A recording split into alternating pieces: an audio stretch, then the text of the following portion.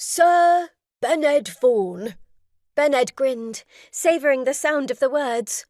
May I assist you, Sir Bened? Would you like some wine, Sir Bened? He laughed softly. That will never grow old. Bened rode deeper into the woods, deciding to take the shortest route to the village, where he planned to rest for the night. If he had known that all he had to do was take a bullet for some spoiled, inept heir to a title to get his own honours, he would have been leaping in front of the fools years ago.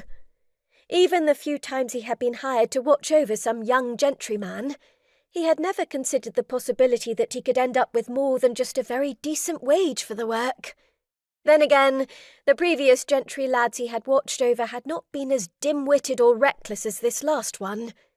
Young Lord Percival Dunstan, an earl's only heir, should never be allowed to leave his ancestral lands again. Over the last few years of doing such work, he had also become a very wealthy man, or wealthy enough in his eyes and most of his family's. Now, with this latest largesse, he could settle somewhere, stop making a living chasing foolish young gentlemen around and trying to keep them alive.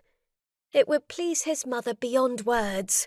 After he took that bullet, a wound that had kept him bedridden for a few weeks, she had decried his choice of work loudly and consistently. "Smudge, where are you, you obstinate beastie?" Bened reined to a halt and stared in the direction of that angry feminine voice. The accent was definitely that of a well-born woman. What was some gentry lass doing deep in the forest with night coming on fast?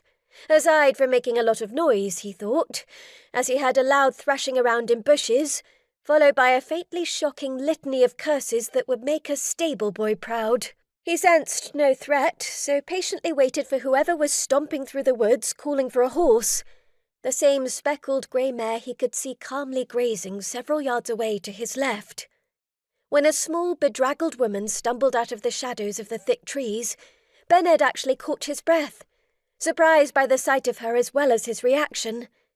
His heartbeat picked up its pace, something it had never done at the sight of a woman,